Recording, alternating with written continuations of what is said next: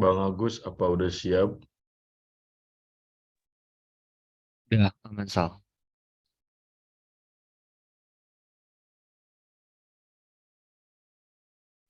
Udah gue jadiin host ya, Bang.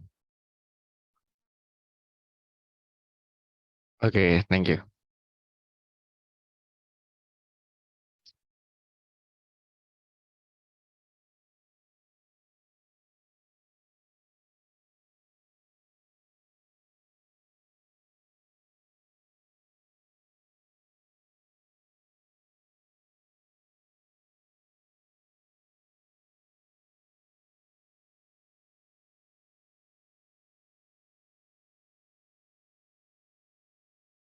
Halo teman-teman, Assalamualaikum warahmatullahi wabarakatuh. Gimana kabarnya hari ini semuanya? Sehat-sehat? Kita jumpa lagi ya. Yuk, gimana kabarnya? Sehat? Oh iya, ruang guru maaf belum keganti ya. Maafin, kemarin habis meeting. Di skip aja, jangan diperhatiin itunya ya. Alhamdulillah pada baik. Yuk, mana lagi nih belum pada muncul semuanya nih. 39 orang. Yuk, tulis di kolom chat. Boleh. Gimana kabarnya? Hari ini kemana aja? Minggu-minggu belajar. Minggu-minggu belajar. Keren sih. Kakak apa kabar? Alhamdulillah baik. Sangat-sangat baik. Weekend full belajar. Hari-hari ngerjain airdrop. Mantap. Semangat. Hasilnya nggak sekarang, tapi nanti. Sekarang capek-capek dulu nggak apa-apa. Mainnya dikurang-kurangin nggak apa-apa.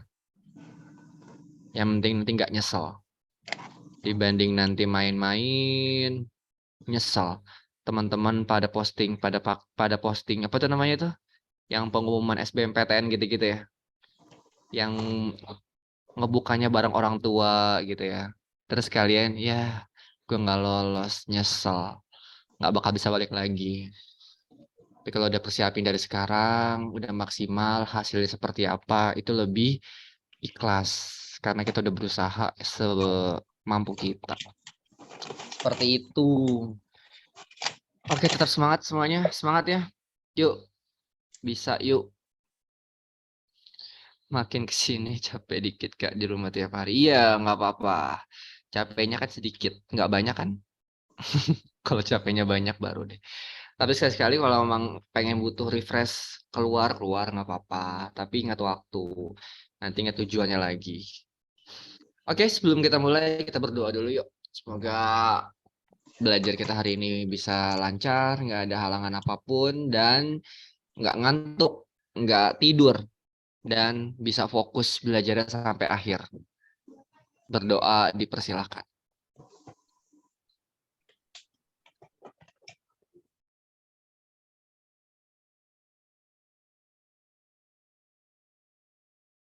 Oke, amin. Sip. Oke, seperti yang udah di-share sama Faisal ya, kita hari ini bahas tentang sifat koligatif aja. Karena dilihat-lihat ada lumayan juga, dan ini kan materi baru kelas 12 ya. Jadi kayaknya masih anget juga, kalian masih ya nggak begitu lupa-lupa banget lah ya materi-materinya. Jadi pas dilihat di soal kemarin tuh yang dari Imam, kayaknya cukup banyak juga soal-soal itu. Sebenarnya soalnya simple sih. Kalau soalnya gampang kayak gitu kan sayang buat dilewatin ya. Kalau misalkan nanti ada soal yang keluar kayak gitu di soal masuk UI atau UGM kan sayang kalau dilewatin. Jadi minimal kita bisa ngerjakan soal itu nantinya. Oke langsung aja. Coba Kak Agus share screen-nya bentar.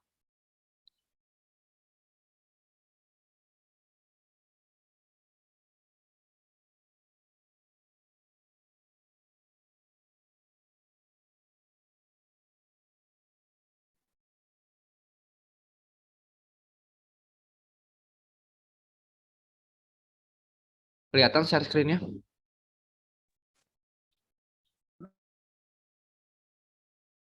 Tes, tes, tes. Share screen-nya kelihatan? Mantap. Oke.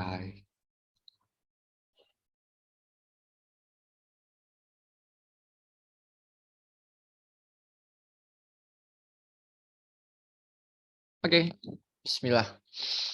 Nanti kalau terlalu cepat menjelaskannya dan kalau suaranya putus-putus bisa langsung diinfoin ya, biar Kak Gus tahu. Oke, hari ini kita bahas tentang sifat koligatif larutan. Kak Gus jelasin simpel dulu aja dikit materinya ya. Habis itu kita banyak latihan soal aja. Karena udah banyak soal-soal juga nih yang Kak Gus udah kumpulin di sini gitu ya dari soal-soal yang dari Imam dan coba beberapa cari juga soal-soal yang lainnya. Oke, jadi sifat koligatif larutan atau biasa disingkat di SKL ya. Sifat SKL gitu ya, sifat koligatif larutan. Nah, jadi sifat koligatif larutan ini materi kelas 12 semester 1 gitu ya. Apa sih sifat koligatif larutan, Kak? Jadi sifat koligatif larutan adalah sifat suatu larutan yang hanya dipengaruhi oleh jumlah partikelnya aja ya, yang hanya dipengaruhi oleh jumlah partikelnya aja.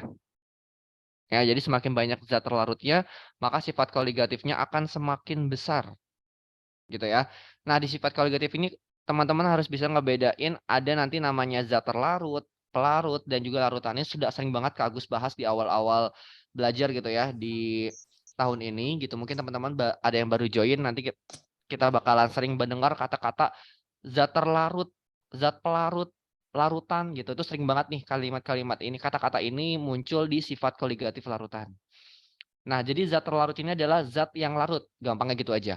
Kalau zat pelarut, zat yang melarutkan. Kalau larutan itu gabungan antara zat terlarut dan zat pelarut. Contoh yang paling gampang. Ini sering banget Kak Agus ini ya, contohin. Misalkan di sini ada suatu wadah. Nah, wadah ini kemudian diisi nih. Pertama diisi sama garam dan juga diisi sama air. Jadilah di sini air garam gitu ya. Diisi terus diaduk. Duk gitu kan. Nah, sekarang pertanyaannya, zat terlarutnya apa, pelarutnya apa, larutannya apa? Yuk, boleh ketik dulu.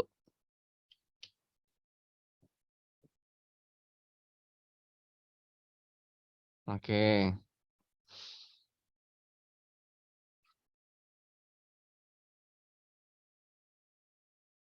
Mm-mm. Mm-mm. Mm-mm. Yuk, muncul yang lain yuk, yang nggak pernah muncul. Oke. Mm-mm.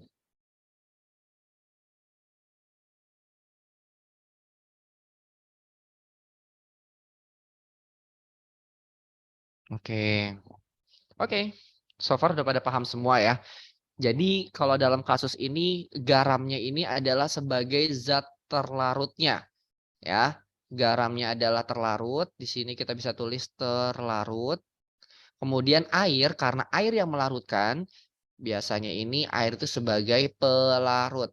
Tapi nggak selamanya air itu pelarut teman-teman ya. Pelarut itu bisa macam-macam, bisa benzena, bisa banyak lah ya segala macam pelarut. Nah, air garam ini adalah larutannya. Karena dia gabungan antara terlarut dan juga pelarut. Gitu ya. Terus Kak, gimana cara kita gampang bedain zat terlarut sama zat pelarut? Biasanya atau umumnya kalau zat terlarut itu jumlahnya lebih sedikit dibanding pelarut. Iya gak sih? Jadi jumlah jumlah pelarut itu biasanya lebih besar daripada yang terlarut. Iya dong, pasti kan? Pasti kan? Terlarut. Gitu ya. Kalau dalam hal ini berarti nanti airnya pasti akan lebih banyak dibandingkan garamnya. Kalau garamnya lebih banyak dibandingkan airnya ya bukan air garam ya. Jarang lah kayak gitu ya. Jadi kita bisa bilang seperti ini. Garam dilarutkan dalam air. Atau bisa juga dibilang air melarutkan garam. Itu sama aja. Ya, sampai sini udah bisa ya. Bedain terlarut, pelarut sama larutan. Paham sampai sini?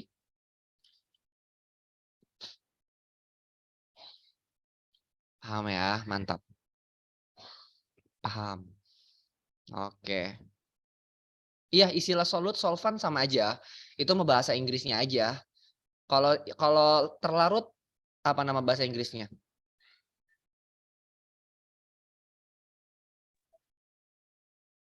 Kalau terlarut, pelarut bahasa Inggrisnya apa? Ayo, ada yang masih inget gak?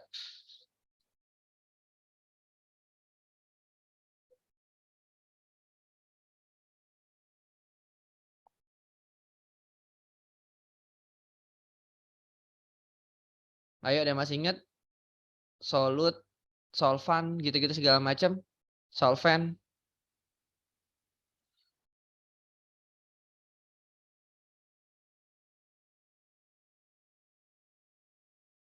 Bukan yang aqueous ya. Kalau yang itu apa namanya? Itu fasa-fasanya. Tapi kalau di sini yang apa namanya? Dalam bahasa Inggrisnya aja sih sebenarnya. Jadi kalau solut itu zat terlarutnya. Ingat ya, solut itu zat terlarutnya, kalau solvent itu pelarutnya. Gitu aja. Ya, betul. Yusri, solut itu terlarut, kalau solvent itu pelarut. Oke? Tapi itu bukan bahasa Inggris tuh, di bahasa Inggrisin aja. Ya. Terus ada yang nanya lagi nih. Ada yang nanya lagi, Kak, mungkin nggak ada kasus kalau zat terlarutnya lebih banyak dibandingkan pelarut yang nggak ada sih, jarang. Umumnya pelarut itu lebih, makanya untuk kebedain antara apa namanya pelarut sama terlarut itu dari jumlahnya. Kalau yang jumlahnya lebih banyak, itu biasanya pelarut. Kalau yang jumlahnya lebih sedikit, itu namanya zat terlarut. Seperti ini paham? Tadi siapa yang nanya ya? Jody. Aman ya Jody ya? Jarang banget intinya lah terjadi kayak gitu. Sebentar, sebentar. Terus ada lagi yang nanya, kalau larutan bahasa Inggrisnya apa? Bahasa Inggrisnya larutan apa? Larutan.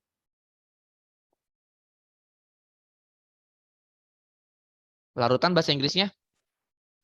Larutan itu solution ya. Jadi ada namanya solut, terus ada namanya solvent, ada namanya solution. Kalau solut ini tadi pelarut. Kalau untuk solvent itu tadi solut itu terlarut ya. Terlarut, kalau yang ini pelarut, kalau yang ini larutan. Aman ya sampai sini? Tapi ini bahasa Inggris aja sih, kalau misalkan ada soal-soal dalam bahasa Inggris ngomongnya kayak gini. Tapi kalau umumnya ya itu terlarut, pelarut, larutan gitu aja. Oke, kemudian di sifat koligatif larutan ada 4 ya teman-teman ya. Ada kenaikan titik didih, penurunan titik beku, dan penurunan tekanan uap dan juga tekanan osmotik. Nah ini 4 yang umumnya keluar. Tapi kalau dilihat-lihat soal-soal UGM yang kemarin sih, kebanyakan yang keluar itu tentang titik didih sih, sama titik beku. Yang ini sama yang ini sih jarang sih. Tapi kalau di SBMPTN ada sih yang tekanan osmotik kayak gitu-gitu. Kita pelajarin semuanya ya. Nanti pelan-pelan kita bahas.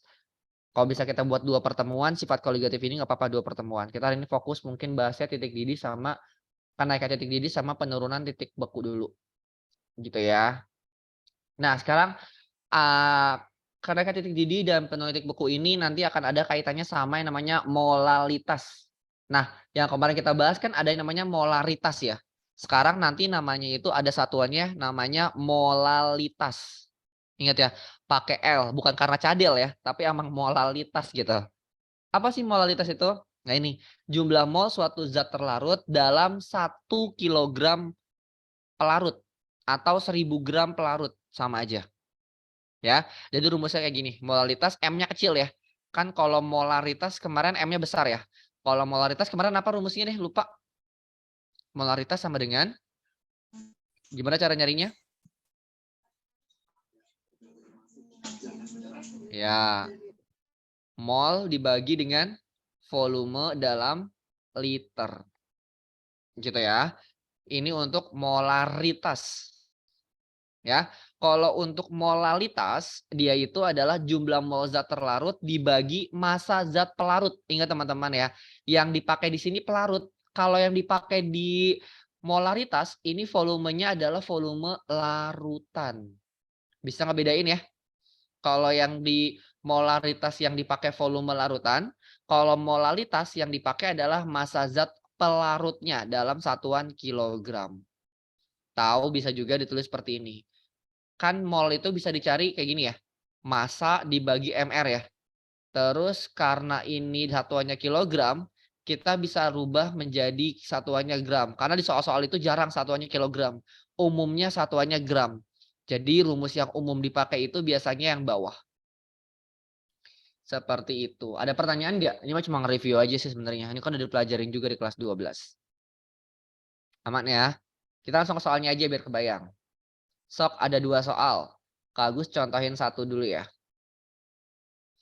Berapakah molalitas larutan yang mengandung 4 gram NaOH? 4 gram NaOH terus larut dalam 250 gram air. Ya udah, tinggal cari aja ya. Molalitas sama dengan mol dibagi sama massa pelarutnya. Atau bisa juga kita tulis tadi gimana? Gram ini gramnya gram terlarut teman-teman ya.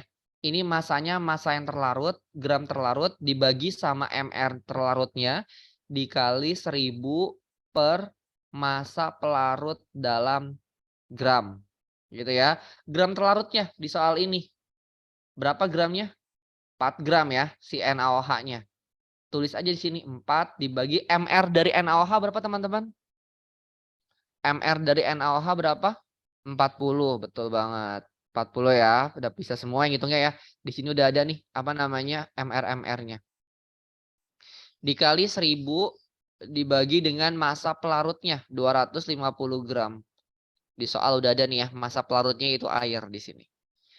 Dah coret 1000 dibagi 250 berapa? 4 ya.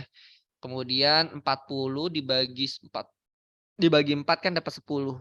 Jadi 4 dibagi 10 berapa? 0,4 molal. Sampai sini ada pertanyaan? Gampang? Ada pertanyaan sampai sini? Paham? Aman ya? Silakan kerjain nomor 2. Cepat 1 menit.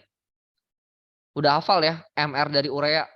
Nih bisa pakai di atas apa namanya? Bisa pakai AR dari CONH kan udah Kak Agus kasih tahu di awal pertemuan dulu. Yuk silakan nomor 2. Kira-kira berapa molalitasnya?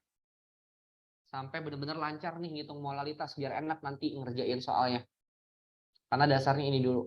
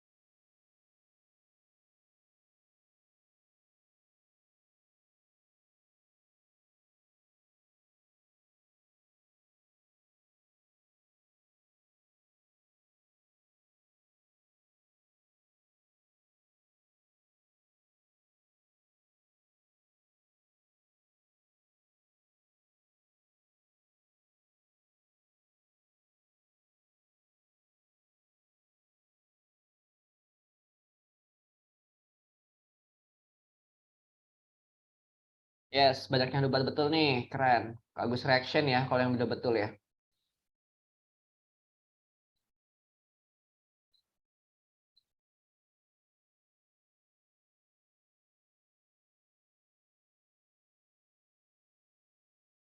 Ini pada ngirim ke DM semua ya, nggak ada yang ngirim ke everyone ya.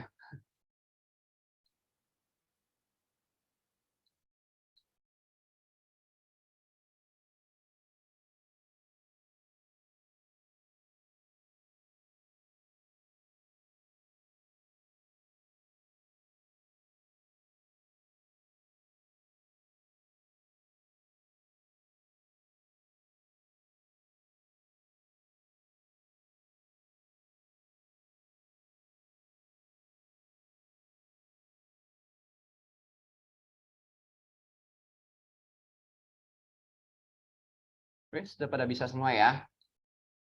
Keren. Oke, jadi jawabannya 0,8 molal, betul. Seperti biasa ya, langsung aja harus tembak-tembak aja ya. 12 MR dari urea berapa? MR urea? MR urea berapa? Udah hafal ya? 60 betul. Ini nggak usah Kak Agus bahas ya. Perlu dibahas gak 60 dari mana? Paham semua 60 dari mana? ARC 12 O 16 N14 H1. Benar kan Kak Agus bilang kan? Jadi kadang-kadang ada AR yang nggak diketahui di soal. Makanya harus hafal tuh AR-AR yang umumnya keluar itu CONH gitu. Ya. Kemudian dikali 1000 per 250. Coret-coret dapat 4. Coret-coret dapat 15. 12 per 15 itu 4. 3 per 5 ya. Bersih. Ya udahlah, hasilnya 0,8 lah.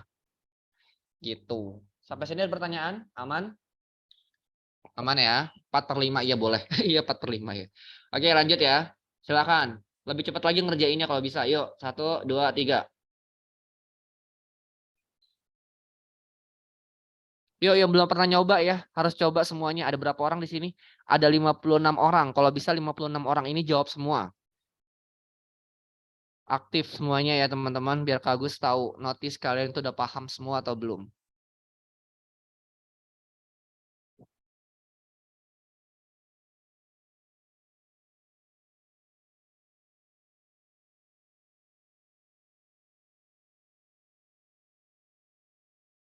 Cepet-cepet banget.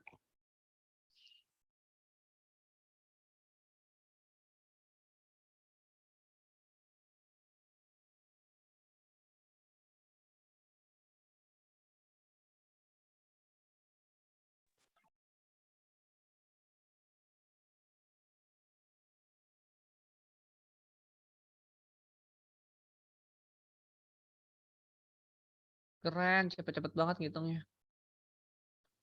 Gak ngerti lagi. Oke, udah.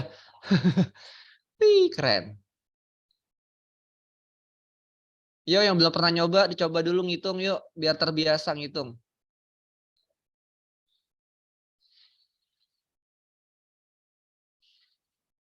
Siap. Gak kecepatan kan Kak Agus ngajarinnya ya? Masih aman ya? Masih bisa diikutin ya? Oke, benar ya, jawabannya adalah 2 molal. Kenapa 2 molal?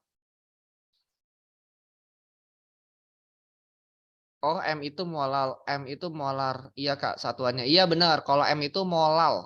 M kecil ini artinya molal nih ya. 0,1 molal, sekian molal gitu.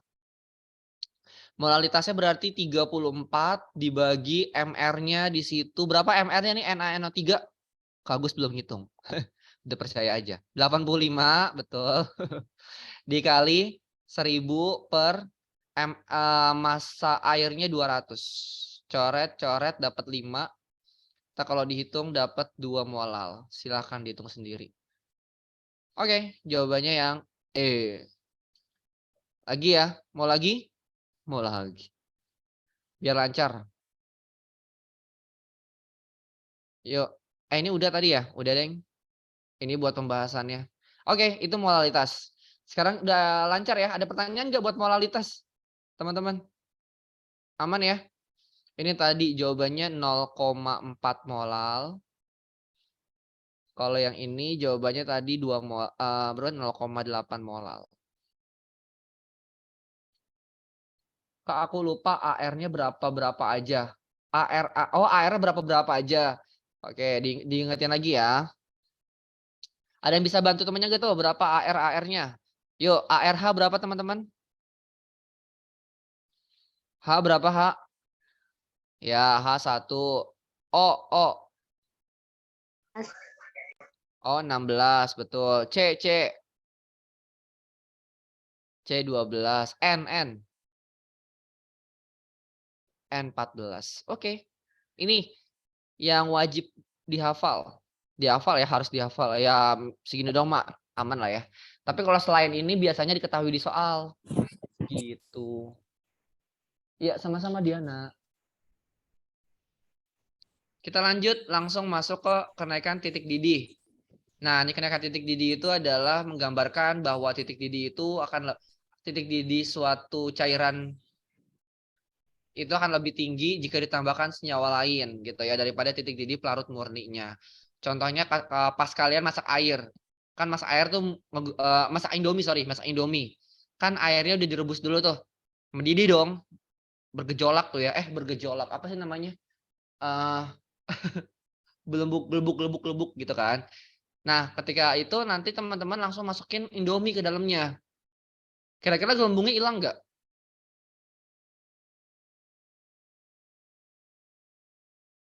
Gelembungnya hilang nggak? Hilang kan? Nah, artinya nanti titik didihnya itu bakal lebih tinggi dibandingkan titik didih yang sebelum dimasukin air. Jadi pas sebelum dimasukin Indomie. Jadi pas sebelum masukin Indomie itu kalau kalian ukur pakai termometer, suhunya itu berapa kalau air mendidih pada suhu berapa? Iya, 100 derajat Celcius. Gitu ya. Nah, ketika teman-teman masukin Indomie ke dalamnya, gelembungnya hilang. Nah, kalau gelembungnya hilang, artinya titik didihnya itu pasti lebih besar dari 100 derajat Celcius nantinya. Entah itu 101, berapa, 103 atau 104, intinya bakal lebih besar dibandingkan titik didih pelarut murninya, yaitu airnya. Sampai sini paham nggak? Berarti suhu airnya tuh jadi lebih tinggi karena ada Indomie, Kak. Iya, karena ada Indomie dimasukin. Nggak ada cuma Indomie aja ya. Kalian masukin cesim dulu. Berarti bakal lebih tinggi kalau ada cesimnya gitu. Terus memasak sayur asem. Nanti kan airnya mendidih duluan apa gimana cara masaknya, intinya bakal lebih tinggi kalau kita masukin sesuatu ke dalamnya. Nah, itu namanya dipengaruhi sama jumlah zat terlarutnya. Itu konsep dasarnya. Kalau di pegunungan titik didihnya nggak sampai 100 derajat Celcius hubungannya sama ini nggak, Kak? Oh, kalau itu hubungannya sama tekanan, beda lagi. Kalau itu nanti semakin tinggi suatu tempat gitu, nanti titik didihnya bakal lebih rendah gitu ya. Jadi misalkan ketika suhunya 80 ternyata udah mendidih tuh. Karena kamu masak airnya di pegunungan gitu. Tapi kita ambilnya umum aja. Kita ambil yang suhunya 100 derajat Celcius. Seperti itu teman-teman ya. Ada pertanyaan nggak? Nah, untuk rumusnya kayak gini. Delta TB itu singkatannya ya. Nah, teman-teman kadang-kadang ada di sekolah itu ngajarinya delta TD. Ada nggak di sekolah gurunya pakainya delta TD? Sama aja ya. Ada, oh ada aku, boleh. Delta TD atau delta TB sama aja ya. Nggak ada bedanya. Yang ngajarin delta TB ada nggak di sekolahnya gurunya? Udah nggak sekolah. Nggak, dulu pas sekolah gitu lah. Jangan sekarang. Maksudnya kalau sekarang udah gap year ya dulu pas sekolah ngajarnya delta TB apa delta TD gitu. Sama aja intinya. B-nya itu apa, Kak? Oh, B-nya itu apa? B-nya itu boiled ya teman-teman ya. Didih. Jadi gampangnya boiled. Bener gak sih gini titik didihnya? Boiled. Bold. Apa sih bahasa Inggrisnya? Didih apa sih? Bahasanya cuma didih. Ya kan boil ya. Ya adalah boiled. Ya, boiled bener tuh. Kalau yang pakai D, gurunya itu biasanya dari kata didih gitu. Sama aja sebenarnya. Ada pertanyaan nggak? Jadi jangan bingung ya. Ketemu delta TD sama delta TB itu sama aja. Aman, aman, aman. Aman ya? Oke. Oke, berarti kalau udah aman, rumusnya gini, delta TB itu sama dengan KB dikali sama M. M di sini molalitas. Nah, maka kenapa tadi kita belajar molalitas dulu? Ya karena bakal dipakai di sini. Gitu. KB di sini adalah tetapan kenaikan titik didih molal. Di soal tuh biasanya udah ada. Ya. Kemudian kalau untuk, nah ini kan delta TB. Jadi delta TB itu sama dengan TB larutan dikurang TB pelarut. Nih, dicatat baik-baik. Delta TB sama dengan TB larutan dikurang TB pelarutnya. Misal, Kak Agus punya TB pelarutnya air misalkan kan. TB pelarutnya air 100. Kemudian delta TB-nya misalkan didapatkan ternyata 1,3 derajat Celcius. Berarti TB larutannya berapa tuh?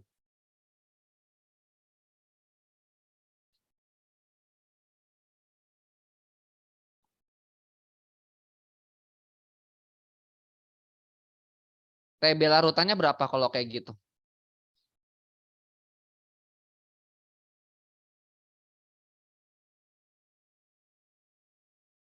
Iya, tinggal diputar aja ya. Tinggal dipindah ruas. Jadinya 101,3 derajat Celcius. Aman nggak? Bisa kan? Kalau nyari delta TB larutan tinggal dipindahin ke sana kan TB pelarutnya. Yang tadinya negatif jadi positif. Seperti itu. Oh, berarti rumus yang dipakai untuk tipe soal yang TB pelarut sama delta TB-nya sudah diketahui? Iya, tapi biasanya delta TB-nya nggak mungkin ada sih, Jody. Jadi delta TB-nya cari dulu, nanti TB pelarutnya kan kita tahu nih, dia ngomong pelarutnya air. Nah, teman-teman harus ingat langsung, teng dalam otak, oh air, 100 TB pelarutnya gitu. Paham ya sampai sini ya? Ada dong, ada pelarutan yang dipakai gak Kak? Ada, misalkan pakai benzena. Nah, kalau pakai benzena nanti di soal itu ngomong titik didih benzena adalah 90 sekian gitu. Nah, ya udah berarti itu adalah TB pelarutnya. Kayak gitu. Intinya ada di soal deh kalau yang selain air ya. Kalau selain air, TB pelarutnya itu biasanya di soal ada. Bisa nggak Kak ntar nanya KB? Bisa, nanya KB-nya. Jadi nanti delta TB-nya diketahui atau misalkan TB larutannya diketahui segala macam, tanya KB-nya berapa itu mungkin banget. Ya, nanti kita lihat contoh-contoh soalnya siapa tahu nanti ada. Tapi jarang sih, nggak umum. Ya, yang umum ditanya itu adalah TB larutannya itu berapa? Biasanya gitu. Bisa dipahamin sampai sini teman-teman?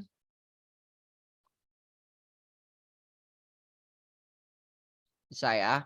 Nah, ini untuk yang larutan non elektrolit teman-teman ya. Artinya non elektrolit ini yang nggak ada nilai faktor Van Hoff-nya ya. Nah, apa aja contoh non elektrolit Kak? Nah, ini yang gampang diingat tuh ada glukosa, ada urea, ada alkohol, metanol dan lain-lain. Ini contoh-contoh larutan yang non elektrolit. Jadi dia nggak ada faktor Van Hoff-nya. Nah, sekarang kalau kita lihat titik beku. Nah, kalau titik beku sama kurang lebih kayak tadi ya. Tapi yang dipakai di sini adalah delta TF. Nih, delta TF. KF dikali sama M. F di sini dari kata freeze ya. Beku gitu, freezer. Freezer ya gitu lah, pokoknya beku aja. Kemudian ada juga gurunya yang pakainya delta TB. Nah, makanya nih kadang-kadang guru yang pakai delta TB ini kadang-kadang B di sini itu maksudnya boiled atau beku gitu. Nah, makanya biar amannya pakainya delta TF sama delta TB. Kalau Kak Agus di soal-soal itu umumnya biasanya pakainya F sama B aja. B di situ pakai boiled dan F di sini pakainya freeze. Gitu ya. Nah, delta TF di sini beda sama sebelumnya ya. Kalau sebelumnya kan TB larutan dikurang TB pelarut. Nah, kalau di sini delta TF itu sama dengan TF pelarut dikurang TF larutan. Silakan dicatat dulu, boleh dibeda-bedain catatannya atau dikasih note atau segala macam karena banyak banget yang kebalik di sini. Ya. Terus kalau TF pelarut itu gimana, Kak? Nah, kalau TF pelarut misalkan pelarutnya air. Kalau pelarutnya air berarti TF air berapa, teman-teman? Air itu membeku pada suhu berapa? 0. 0 derajat Celcius. Jadi dia nggak ngomong itu TF air adalah 0 gitu, nggak ngomong. Kita udah harus tahu TF air itu dipakai adalah 0 derajat Celcius. Kalau selain air gimana, Kak? Biasanya di soal diketahui. Seperti itu. Ya. Ada pertanyaan sampai sini? Tadi ada yang nanya deh kayaknya sebentar. Berarti kalau senyawa karbon udah pasti non elektrolit. Iya, umumnya senyawa karbon itu adalah non elektrolit. Kalau yang elektrolit kan contohnya banyak tuh, ada NaCl, ada MgCl2, ada segala macamnya banyak. Intinya dia bisa terionisasi menjadi ion-ionnya. Nah, kalau yang elektrolit di sini nih ya, rumusnya berubah sedikit. Ya. Ditambah ada I, teman-teman. Jadi di sini ada tambahan I. Nih, I. I itu 1 ditambah N-1 kali alfa. Ya, alfa di sini adalah derajat ionisasi. Biasanya di soal diketahui. Di soal ada.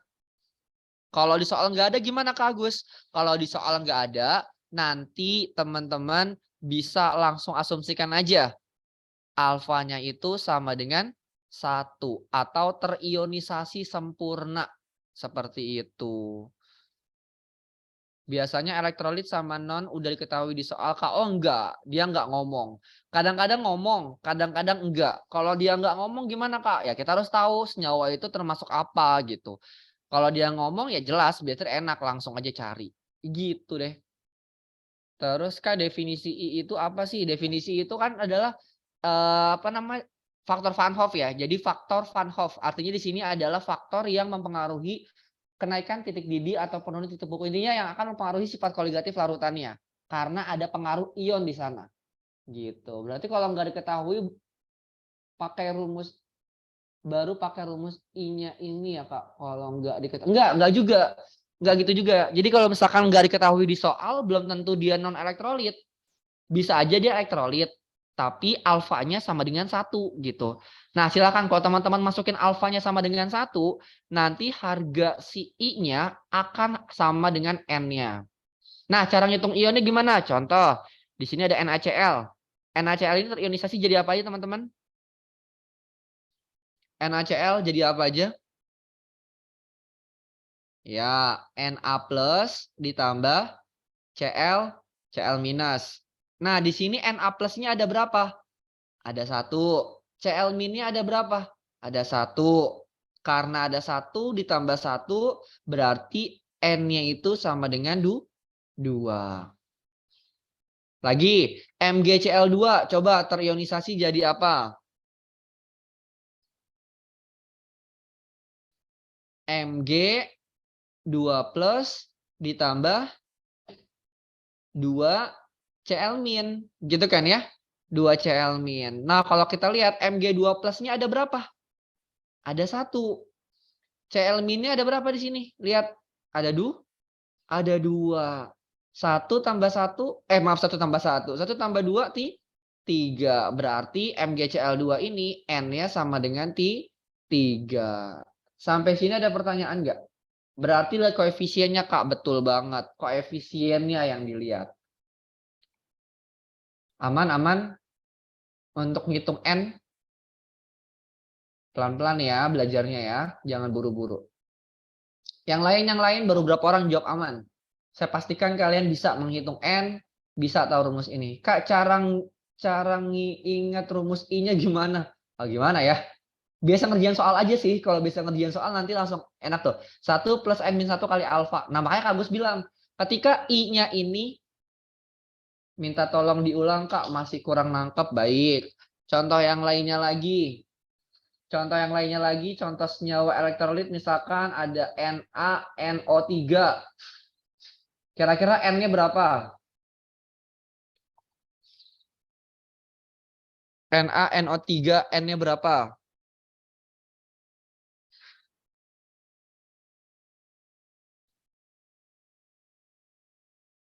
Ionisasi dulu ya, biar gampang.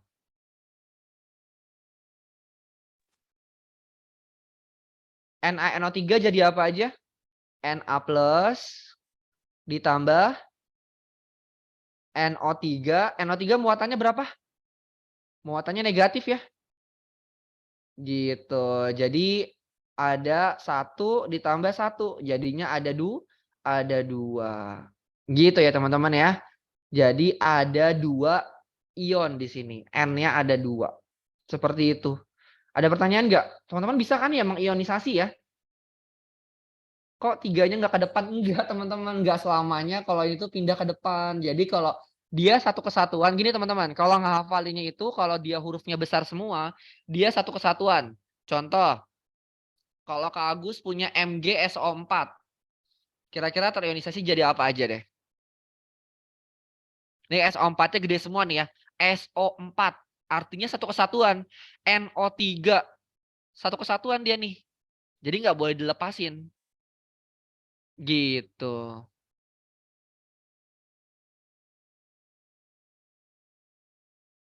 MgSO4 berarti dia terionisasi jadi Mg2 plus ditambah SO4 muatannya berapa? 2 min. Kayak gitu. Nah, kalau kita totalin 1 tambah 1 dapat 2. Berarti N-nya 2. Gitu. Terus ada yang bilang juga tadi nih, apa namanya? Rumusnya mirip kayak UN di matematika. Iya bener ya? Kayak barisan ya? Barisannya pada deret sih. Yang UN matematika. UN sama dengan A plus N-1 kali alfa. Bener ya?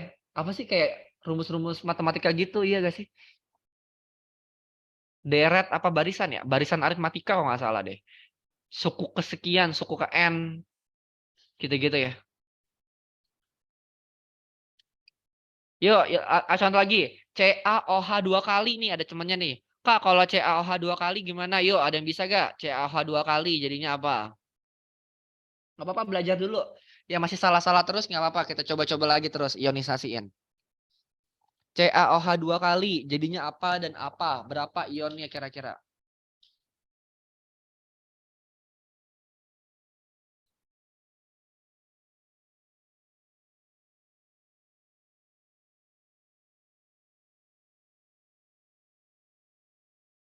Betul. Ada yang betul, ada yang masih kurang pas nih.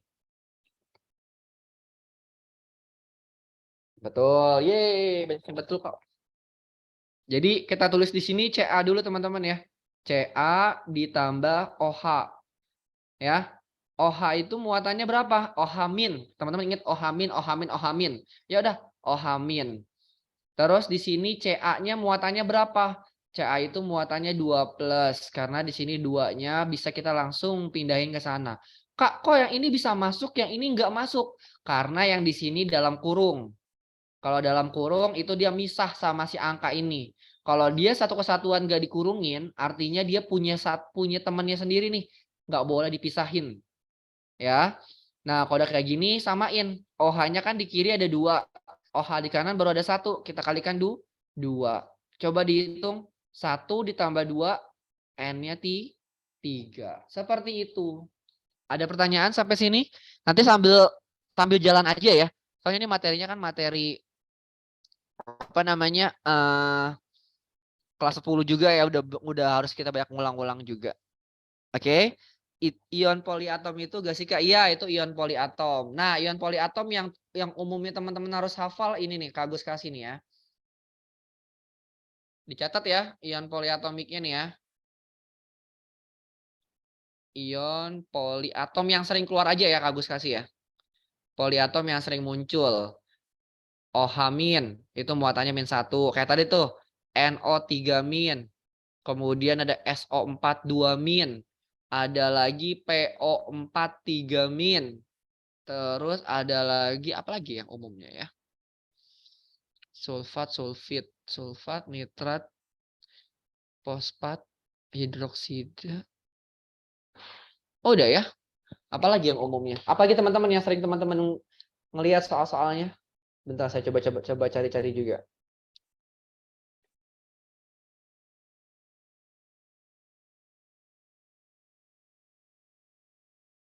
Nih, Na2SO4 di sini nih.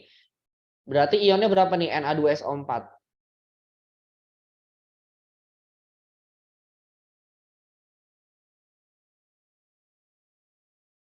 3, itu bisa.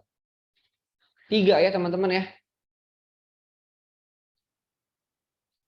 Kalau NaCl ionnya berapa tadi? Udah ya NaCl ya. Males. Terus apa lagi? Udah sih itu doang. Na2SO4 lagi tuh. Kok jadi 3 Kak? Kok jadi 3 Kak? Iya 3, coba dihituin dulu ya. Na2SO4. Coba. Ini kan jadinya Na sama SO4 kan. Tadi Kak Gus tulis SO4 muatannya berapa? 2 min kan? Na itu muatannya berapa? Positif 1. Na di sini ada 2. Kita kalikan 2. SO4 ada 1. Ini ada 1. Koefisiennya 2 sama 1. Jadinya 3. Seperti itu. Aman?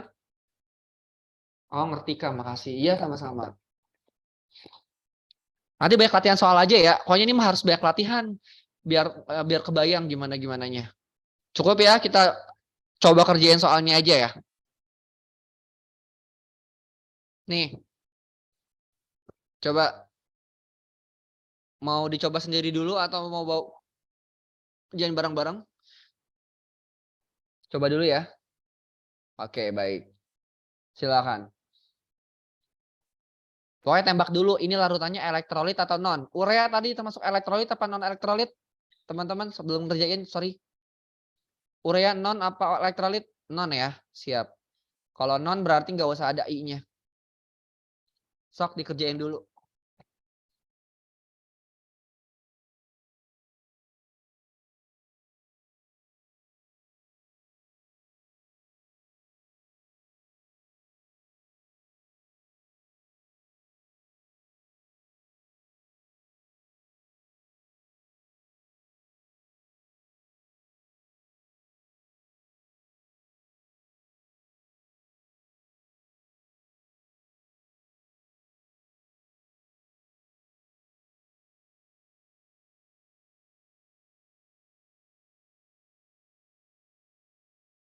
Yang ditanya titik didih teman-teman ya. Titik didih. Bukan kenaikan titik didihnya. Bukan delta TB-nya. Yang ditanya adalah TB larutan. Kok yang jawab masih banyak yang delta TB doang? Hati-hati ya.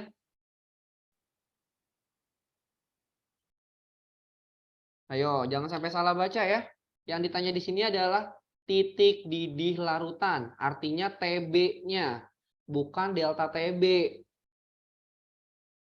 Paham nggak Mas Agus? Paham ya? Yang ditanya di sini adalah TB.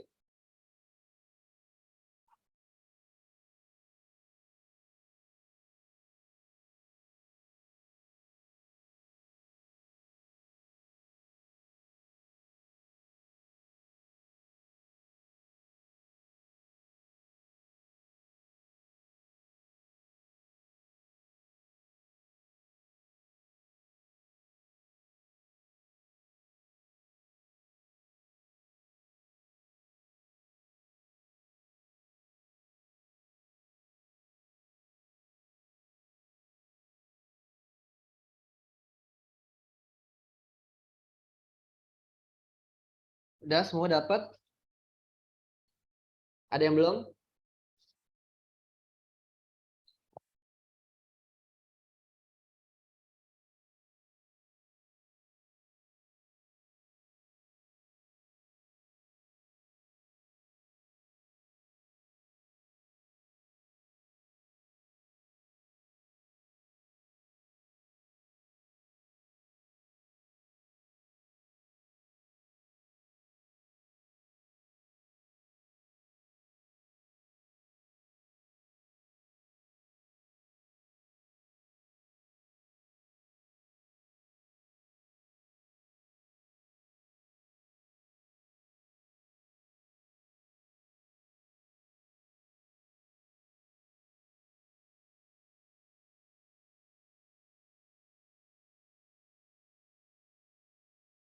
Udah, so far pada betul semua.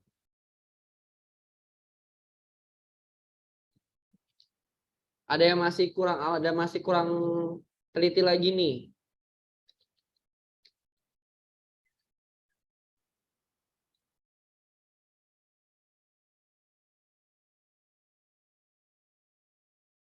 Udah ya, coba ya kita bahas.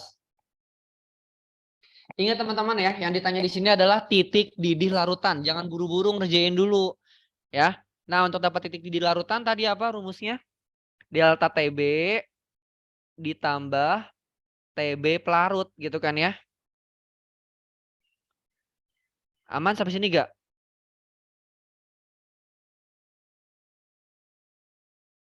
Sampai sini aman? Aman. Nah, permasalahannya di sini kan kita belum tahu delta TB-nya. Delta TB pelarutnya udah tahu belum? Pakainya kan di sini air ya. Kalau pakai air di sini berarti delta TB-nya, maaf TB pelarutnya 100 derajat Celcius.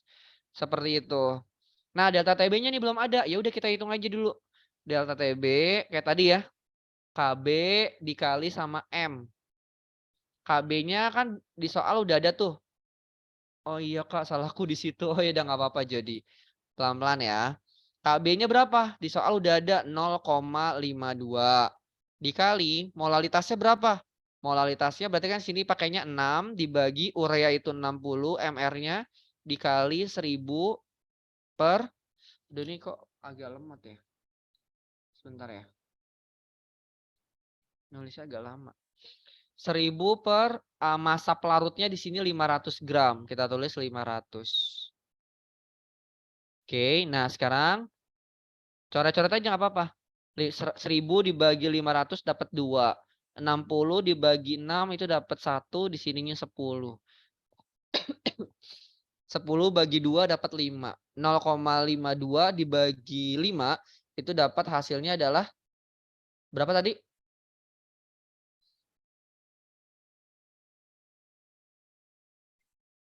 0,104 ya.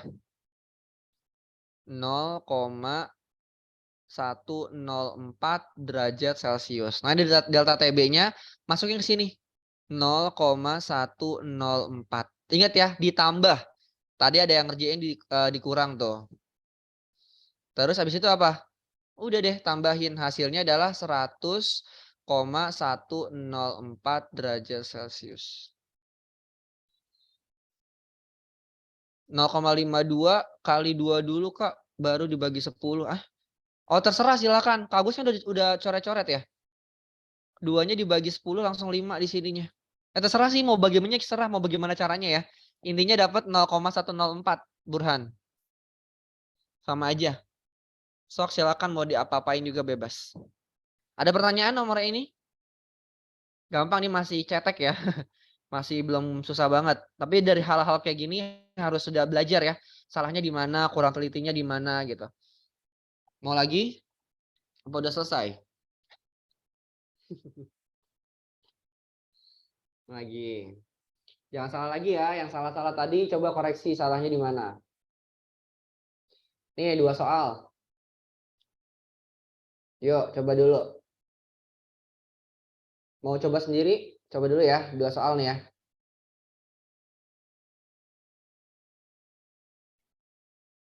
Sok. Hati-hati ya jawabnya ya.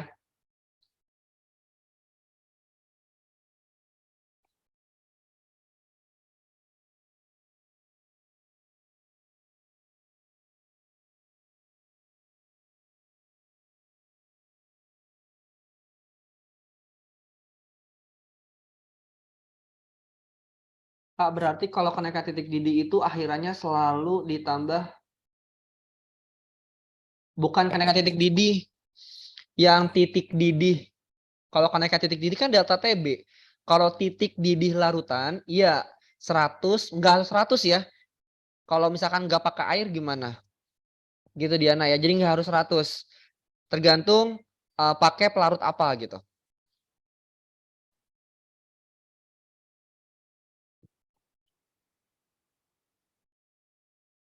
Zat X ini elektrolit apa non elektrolit?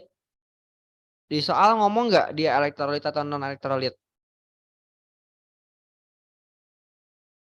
Nggak ngomong kan? Ya udah kita anggap dia non elektrolit, kan nggak tahu zatnya apa. Kalau misalkan kita ngomongnya elektrolit, kita harus butuh apa? Butuh ion-ionnya. Jadi yang biar logis aja, oh berarti kalau nggak ada ion-ionnya, nggak ada data segala macam yang mendukung untuk menghitung elektrolit, ya kita pakainya asumsikan bahwa ini adalah non elektrolit. Kayak gitu ya. Jadi jangan nanya ke pengawas ini elektrolit atau non elektrolit gitu. Padahal data-datanya aja nggak cukup untuk kita menghitung elektrolit gitu.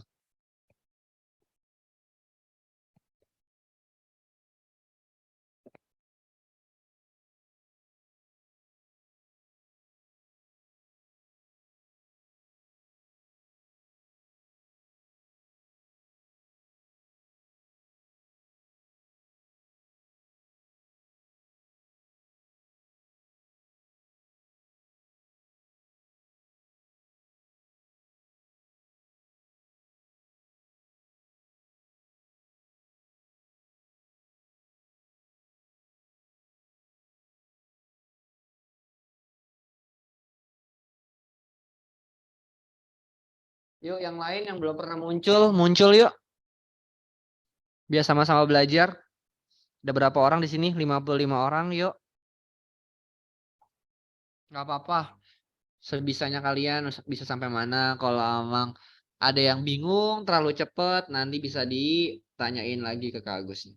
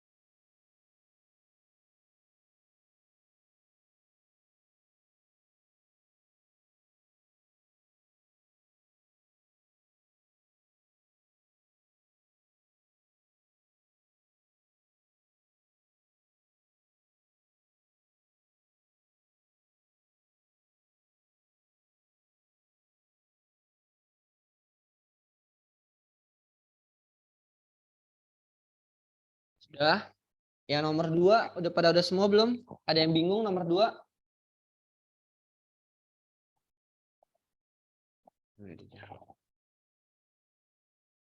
Nomor 2 itu perlu diketahui non-elektrolit atau elektrolit, Kak. Tadi kan udah Kak Agus bilang kan.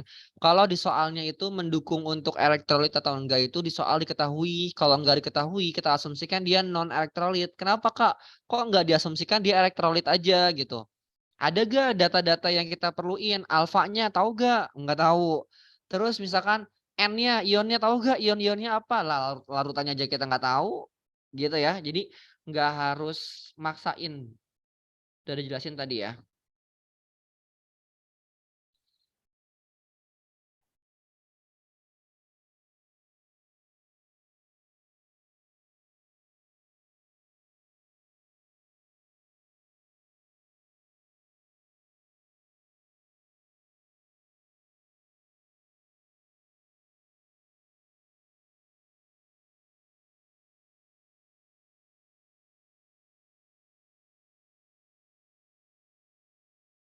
Kalau bisa teman-teman ngitungnya jangan pakai kalkulator ya. Diusahakan ngitung sendiri aja manual sambil latihan-latihan. Kira-kira kemampuan teman-teman dalam perhitungan matematikanya sampai sejauh mana gitu. Kalau pakai kalkulator mah terlalu gampang. Kan sekalian buat latihan juga ya. Kak Agus kasih kesempatan ruang teman-teman untuk mencoba. Tujuannya seperti itu. Biar tahu, oh ya gue ternyata hitung-hitungan gue kurang nih. Nah itu bisa kepakai lagi misalkan pas ngitung penalaran matematis atau nanti penalaran umum atau apa segala macam yang buat SNBT kan bisa kepakai juga gitu. Ini salah satu latihan juga. Jadi belajar kimianya karena ini ada matematikanya juga. Sekarang bisa latihan gitu ya. Sampai sini bisa dipahamin nggak? Kak Agus nggak minta cepet-cepet buru-buru ngerjain soal ya. Nggak apa-apa kita lama ngerjain soal, yang penting paham. Kalau main cepet-cepetan, bukan di sini tempatnya. Asik. Buat apa cepet tapi hasilnya salah atau nggak paham sama materinya, kan sama aja bohong. Udah? Cukup? Oke. Ya nomor 1. Yang nomor 1. Ini panjang banget nih, ada yang bales. Keren banget, mantap. Yes, betul. Benar. Tadi siapa yang ngomong nih? Jara, iya benar Jara caranya, mantap. Ya nomor 1 di situ ada glukosa. Ya, yang ditanya di sini adalah titik didihnya. Artinya kalau yang ditanya di sini titik didih larutan, nih ya, titik didih larutan, berarti ini ditanya adalah TB ya. Nah, kalau TB berarti kita butuh delta TB ditambah TB pelarut. Gitu kan? Nah, TB pelarutnya apa di sini? Pakai pelarutnya air. Berarti pakai 100 langsung di sini. 100. Delta TB-nya berapa? Kita hitung yuk. Nomor 1. Delta TB-nya langsung ya. KB-nya di soal 0,52. Kampus nggak tulis rumus lagi ya. Terus habis itu dikali sama masanya berapa? 18. 18 dibagi MR-nya 180 dikali 1000 dibagi 500. Coret-coret dapat 2, coret-coret 1, 10. Kan? Nah, kita hitung 0,52 kali 2 1,04. Kalau hitung lagi hasilnya sama ya, 0,104 derajat Celcius. Masuknya di sini. 0,104 ditambah 100. 100,104 derajat Celcius. Seperti itu. Ada pertanyaan yang nomor 1? Aman ya, sepertinya gampang. Aman nomor 1 ya. Sama semua jawabannya, ada yang salah? Tadi sih Kak Gus lihat nggak ada yang salah ya. Ada yang salah nggak? Nggak ada ya. Aman. Tes. Yuk jawab yuk. Aku bingung nih kalau nggak dijawab. Aman. Baik. Dijawab ya kalau itu ya, biar saya tahu ya. Tolong bantuannya ya. Oke, nomor 2. Nah, yang nomor 2 ini yang ditanya adalah massa molekul relatif. Berarti apa tuh? Kalau ditanya massa molekul relatif itu apa sih? MR ya, teman-teman. Baik. Nah, ini ditanya di sini massa molekul relatif atau MR-nya. Ya udah, cari MR gimana? Nah, berarti kan kaitannya sama apa? Sama delta TB aja ya. Delta TB sama diketahui di soal sini adalah TB larutannya. Ya. Berarti kita butuh delta TB. Kaitannya sama delta TB ya. Tadi kan delta TB, atau kita pakai satu rumus aja deh. Biar nggak banyak rumus ya teman-teman. Biar teman-teman nggak usah banyak rumus, kita pakai rumus yang satu ini aja, yang atas ini nih. Yang TB sama dengan delta TB ditambah TB pelarut. Gitu ya. TB-nya berapa di sini? 100,208. Sama dengan delta TB-nya belum ada ya. Kita taruh aja delta TB-nya untuk mencari MR. Karena MR kaitannya ada di delta TB-nya nanti. Ditambah TB pelarutnya 100 ya. Karena ini adalah air yang dipakai. Mana air? Ini air. Air, gitu ya. Berarti kalau kayak gini delta TB-nya berapa nih? Tinggal dikurang aja ya. 100,208 dikurang 100. Hasilnya 0,208. Ya, ini adalah data TB-nya. Nah, untuk mencari MR itu ada di dalam data TB. Gitu ya. Berarti kita tulis di sini delta TB sama dengan massa 8 gram, zat X-nya kita tulis 8, per MR-nya belum ada, ya udah tulis aja MR. Gitu ya, dikali 1000 per berapa? 250. Delta TB-nya sini udah ada tadi ya. Kita dapat 0,208. Dah. 1000 dibagi 250 dapat 4 gitu kan. MR-nya supaya ini kan kita pindahin gitu ya. Pindah ruas aja teman-teman ya. Nih Kak Gus tulis begini boleh ya. MR sama dengan 18. Oh enggak. MR sama dengan berarti 32 dibagi 0,208. Gitu ya. Bener gak? Ada yang salah? Pak maaf itu massa terlarutnya 18 bukan. Oh iya ini 18, maaf 8. 18 kali 4 berapa teman-teman? Jeng jeng jeng jeng jeng 72. Maafin ya, salah lihat. Benar ya, 72 tinggal dibagi sama 0,208. Nanti hasilnya adalah 100. Oh iya KB-nya maafin, KB-nya 0,52. 0,52 KB-nya. Sorry, maafin teman-teman. Duh, kok ngaco kemana-mana nih jawabannya. Sorry. Jadi 0,208 sama dengan 0 ya. 0,52 dikali sama bla bla bla bla bla, terdapat hasilnya itu udah dihitung sama Kak Agus juga, hasilnya 180. Oke, silakan teman-teman hitung sendiri nantinya. Ada pertanyaan sampai sini?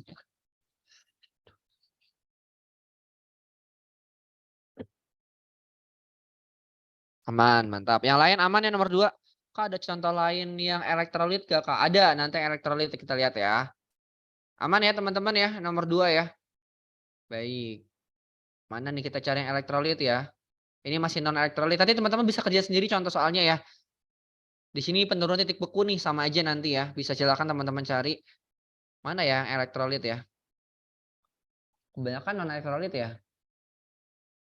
Ini glukosa juga elektrolit. Yang ini juga elektrolit. Sorry non. Nah ini nih yang betul GM elektrolit. Gita. Tadi Gita nanya ya. Kak kenapa soal nomor 1 itu 0,52-nya nggak ada M-nya. Sedangkan di soal kedua ada. Mana tuh? Oh iya ini mah tinggal satuan aja. Tinggal ditambahin aja ya. Ini per molal. Iya harusnya ada. Shanin. Iya thank you Shanin. Sama aja. Tinggal ditambahin aja ya.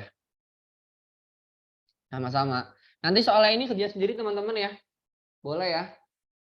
Nih. Kerja sendiri. Nanti abis ini Kak Agus kasih jawabannya deh. Abis les ini ya. Abis sesi ini nanti Kak Agus kasih jawabannya. Di sini tulisin biar teman-teman bisa ngoreksi jawaban teman-teman benar apa salah. Gitu ya. Bisa dipahamin?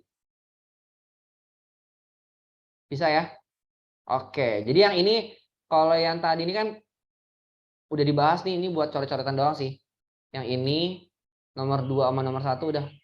Yang ini dapat tadi 100,104 derajat Celcius kalau yang ini. Terus kalau yang ini tadi dapat MR-nya 180.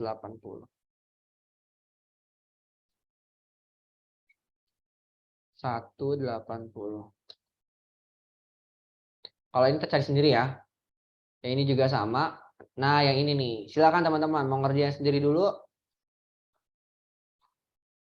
atau mau langsung dulu karena belum dicontohin. Coba dulu aja kali ya. Iya Kak, mau coba silakan. Jangan pakai kalkulator ya.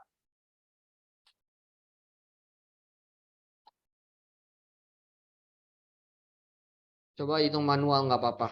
Kalau misalkan nanti ternyata jawaban teman-teman salah, berarti koreksinya atau evaluasinya harus banyak menghitung matematikanya.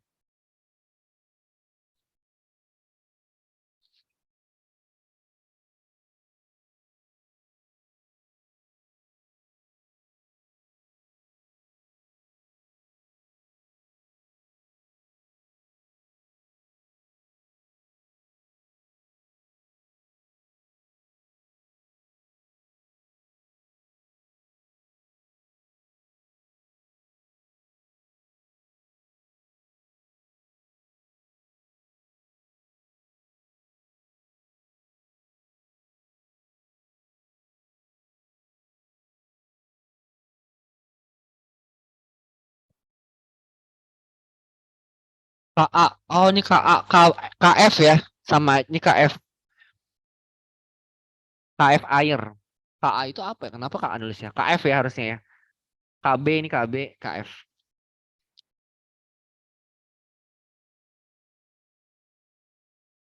Iya, sama-sama I.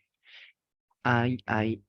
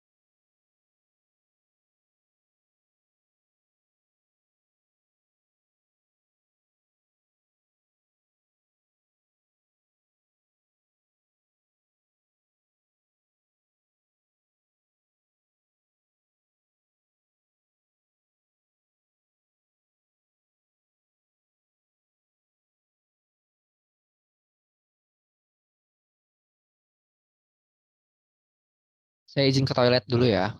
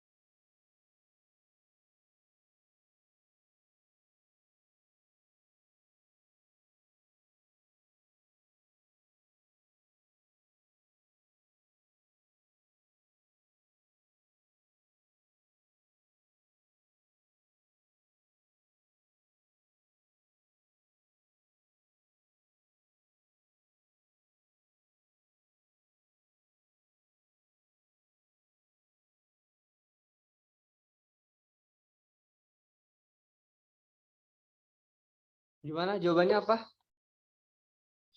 B, ada yang jawab B, ada yang jawab C. Coba ya kita bahas dulu ya. B, C, B, C. Nggak apa-apa. Beda-beda jawabannya. Oke, pertama di soal ini yang ditanya apa teman-teman? Perhatikan. Yang terjadi akan memiliki titik beku dan titik didih sebesar. Nah, yang ditanya berarti titik beku dan titik didih. Artinya yang ditanya itu adalah TF dan juga TB. Iya gak? Benar? Sampai sini dulu. Pelan-pelan. Ya. Sekarang TF. TF itu cara nyarinya gimana tadi? TF sama dengan TF larutan. TF larutan apa TF larut? Cara nyari gimana TF larut? TF.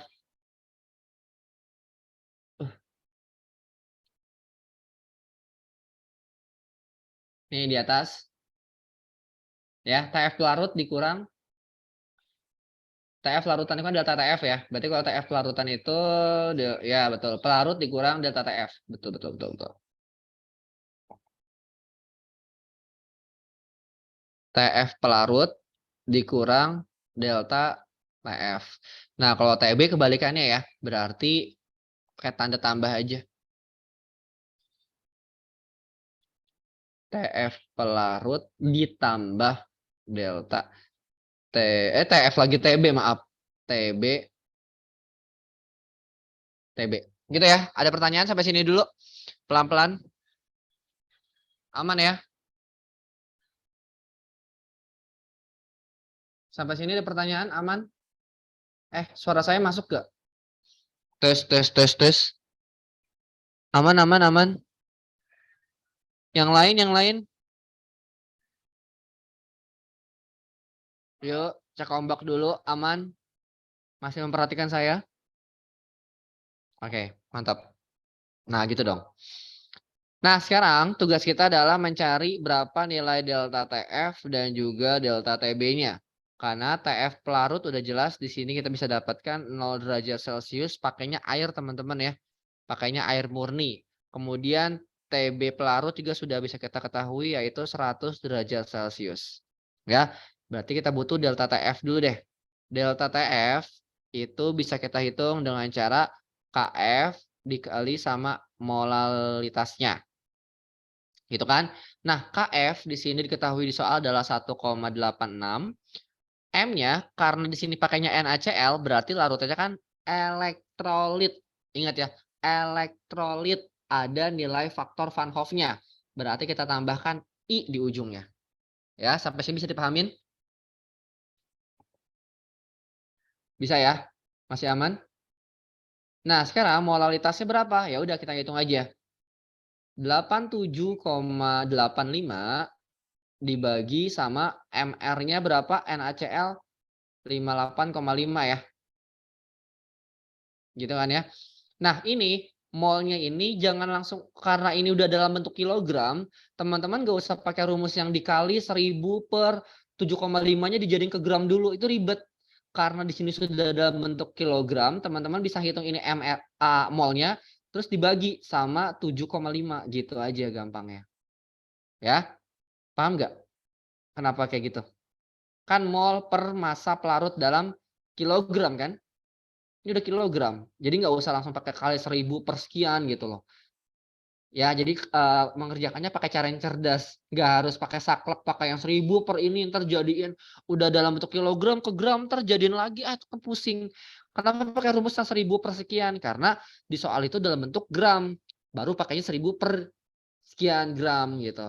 Karena di soal udah dalam bentuk kilogram, ya udah langsung aja. Ya, mol per kilogram. Bisa. Nah, sekarang yang I-nya. I-nya berapa? 1 plus N-nya berapa di sini NaCl?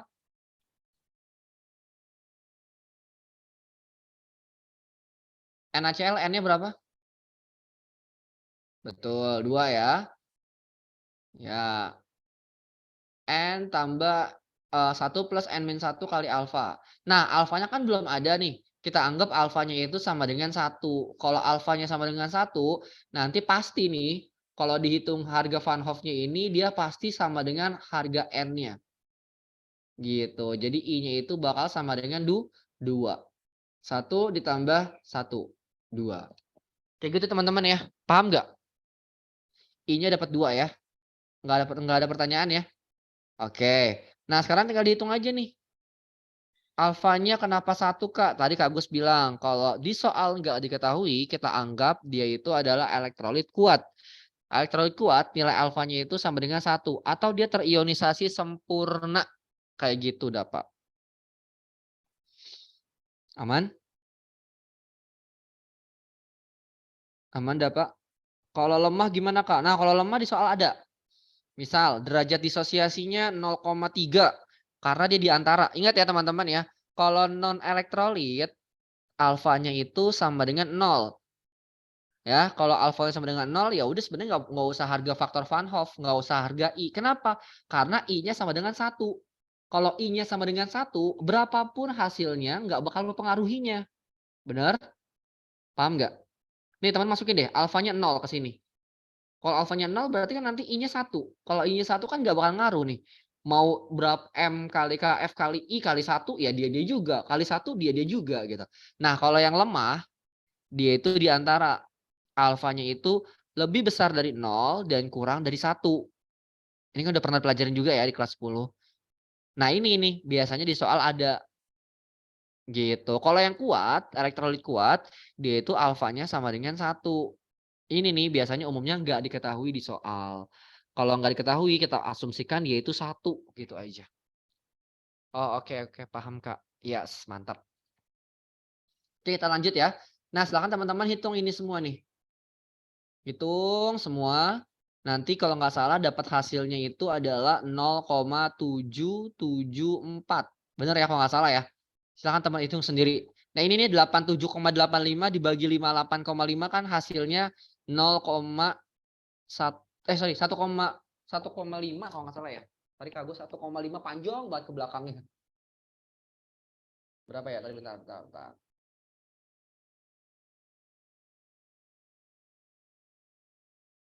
Iya 1,5 panjang.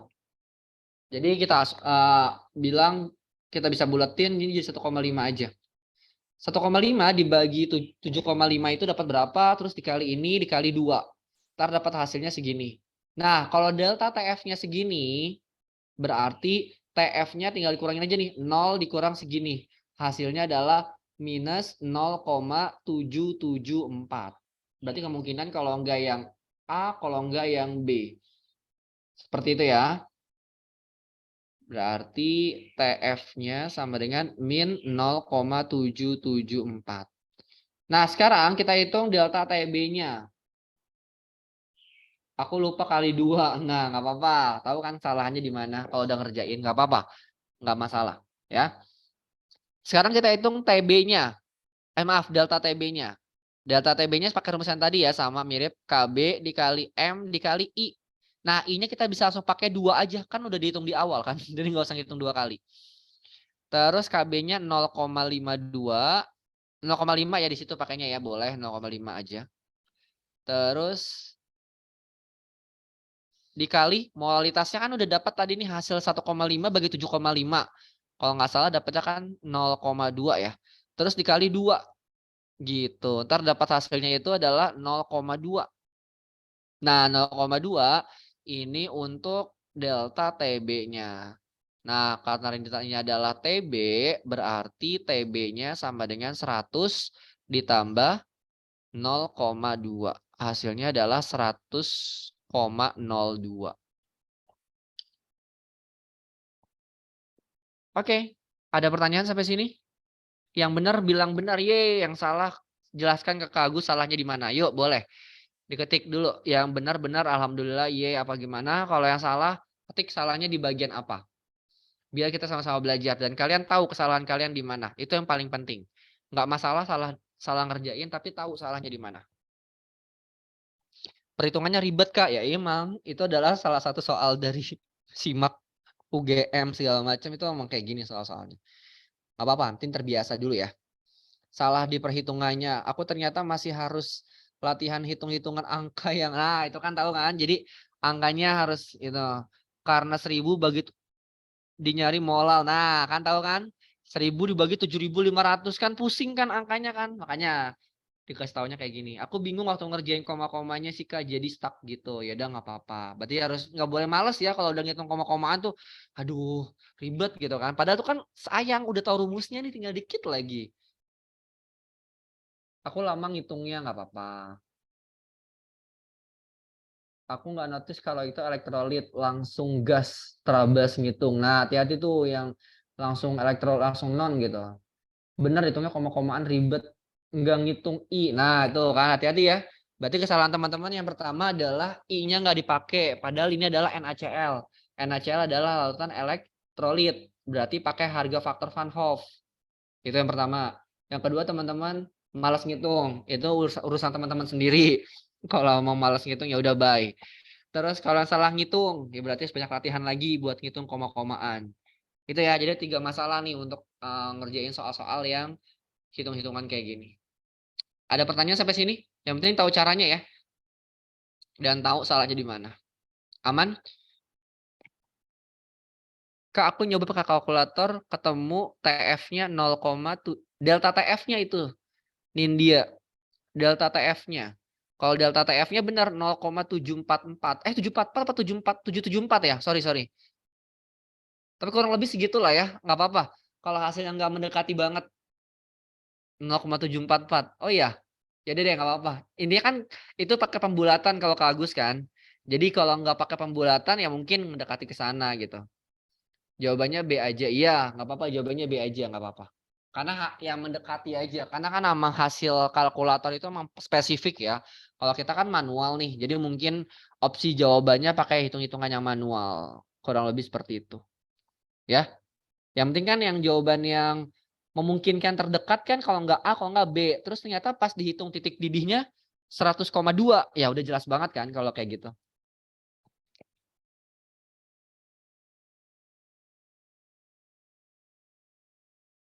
Ini bukan 100,02 ya, 100,2 ya. Sorry. Oke, cukup ya teman-teman nomor 7 ya. Nah, sekarang ada lagi soalnya kayak gini dibentukannya nih. Nih kayak gini juga nih, ini gampang-gampang. Nih ini dulu deh, nomor 8. Sok. Maka senyawa-senyawa yang menghasilkan titik didih tertinggi. Teman-teman di sini MR salah ya. MR jangan dipakai yang ini. Ini MR masa 142 semua. Salah ya. Jadi nggak tahu nih ngetik ya, harusnya kayak soalnya diketik ulang lagi sama teman-teman alter gitu. Kak tolong opsinya disilang yang B. Oh ya boleh. Ini B jawabannya. Oke, Kak Agus bantu ya di sini MR-nya ya. Na2SO4 MR-nya itu boleh bantu Kak Agus juga ya. Sambil dihitung-hitung ya. Kak Agus juga belum menghitung lagi tadi lupa pengen nyari malah ke skip. MR Na2SO4.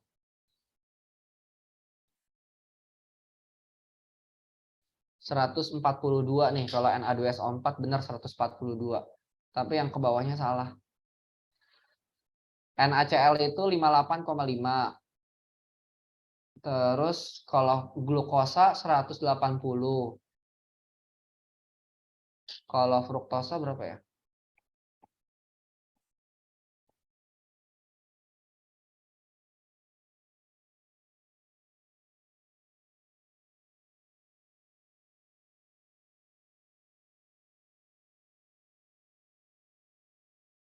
Fruktosa juga 180.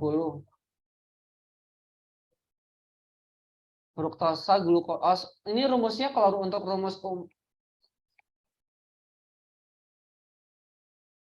sebentar.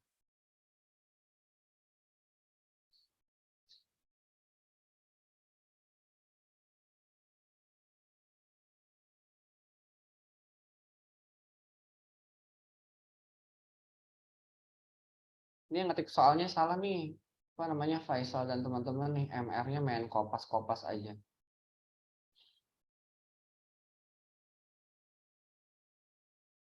Nanti kalau untuk struktur dari fruktosa itu kan pakainya segi 5 ya, tapi bisa teman-teman cari aja ya. Ini 180, kalau sukrosa itu MR-nya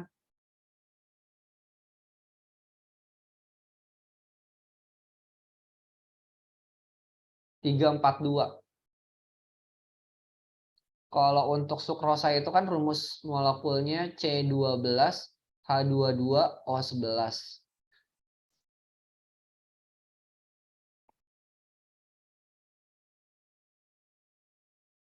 Terus kalau yang ini dua nih, rumusnya sama. C6H12O6. Yuk, silakan teman-teman.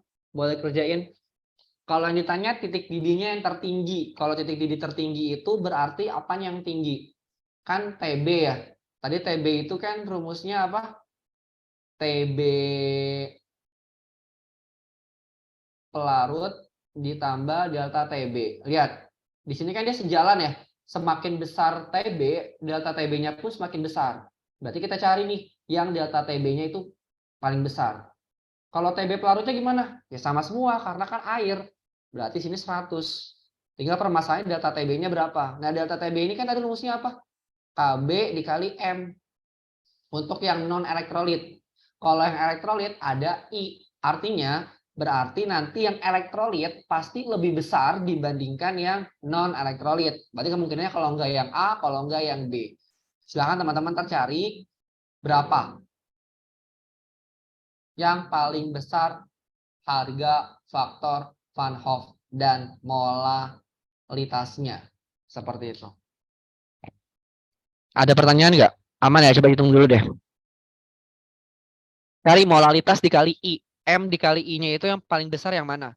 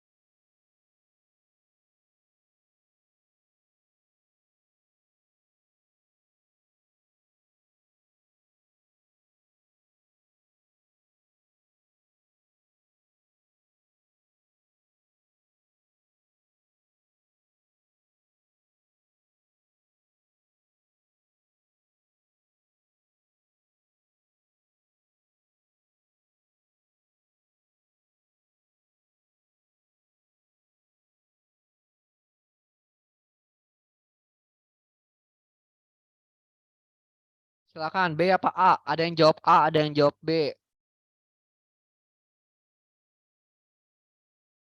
B.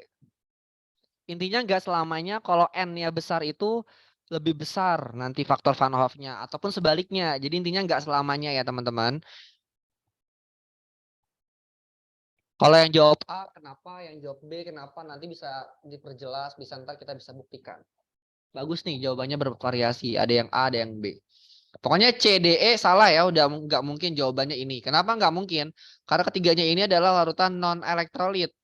Kalau non itu pasti lebih kecil titik didihnya dibandingkan yang elektrolit, yaitu yang A dan yang B. Karena ada faktor Van Hoff tadi tuh yang bikin dia tinggi. Udah? Yuk kita buktikan. Sekarang kita hitung dulu molalitasnya. Ya. Berarti yang A dulu deh. Yang A berarti kan dia 7,1 dibagi 142. Gitu kan? Terus dikali 1000 dibagi 500. Terus dikali sama faktor Van Hoff-nya berapa? Na2SO4 tadi udah dapat 3 ya. Nih Kak Agus bilang. 3. Nah, berapa nih kalau dihitung teman-teman? 7,1 dibagi 142 dikali 6. Dapat berapa nih?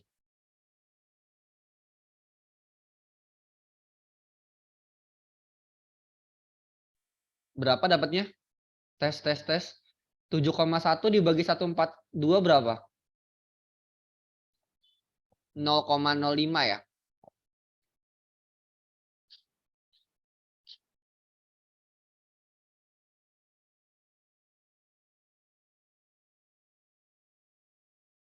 Nah, ini suara Kak Agus ada ya? Tes. 0,05. 0,05 dikali 6. Ayo di berapa jawabannya tadi? Teman-teman udah hitung kenapa? Yang A 7,1 dibagi 142 dikali 6.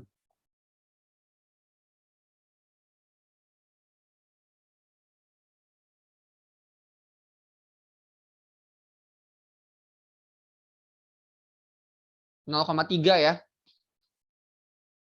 0,3. Nah, iya gitu dong. Bantuin Kak Agus sih jawabin. Sekarang yang B. Yang B di situ kan 11,7. Kemudian dibagi sama NaCl itu 58,5. Dikali 2 dikali 3. Kali 2 kali 2.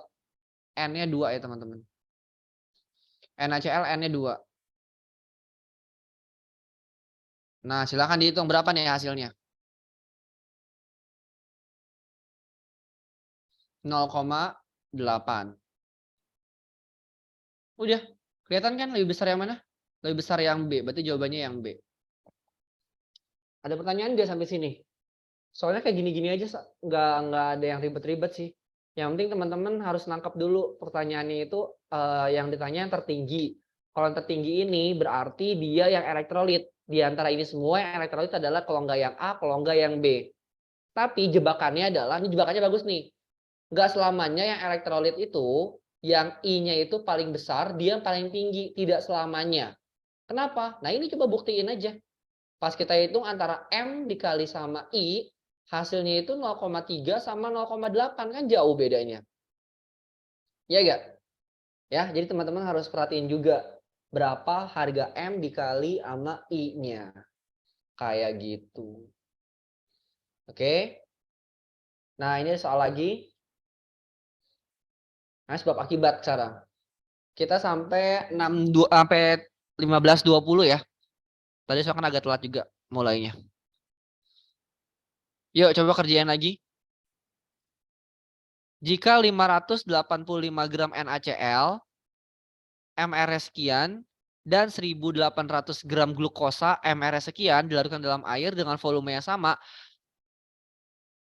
akan dihasilkan dua macam larutan yang memiliki titik didih yang sama. Kenapa? Sebab kedua larutan punya molalitas yang sama. Kira-kira benar apa enggak nih? Benar-benar berhubungan, benar tidak berhubungan, dan apa segala macam tuh.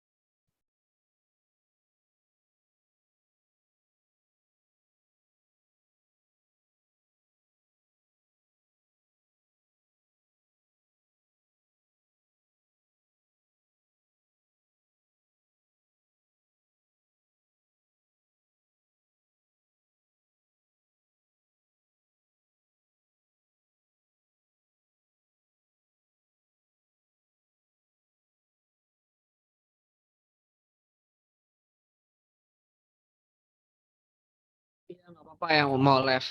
Silakan. Terima kasih udah mau belajar hari ini.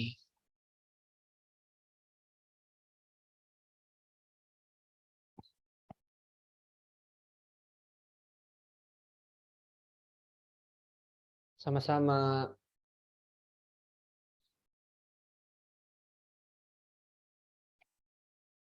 Banyak. Pinter nih, udah pada betul semua nih, banyak kan nih. Tapi ada yang salah tadi satu.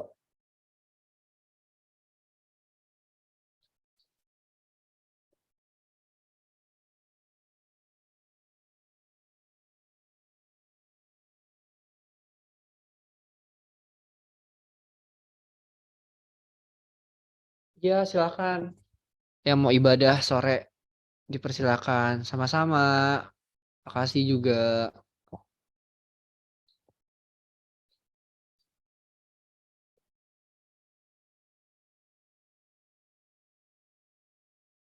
Oke, mantap. Yuk, ada yang udah nih. Kita cek ya. Apakah benar keduanya ini punya titik didih yang sama? Ingat ya, titik didih sama ketika M dikali I atau M I-nya itu sama, intinya gitu ya. Kalau dia sama-sama elektrolit berarti M kali I-nya itu sama. Kalau dia sama-sama non elektrolit berarti M-nya itu sama. Kalau dia satu elektrolit di satu non elektrolit berarti M dikali I sama M itu sama. Bingung ya? Nggak apa-apa.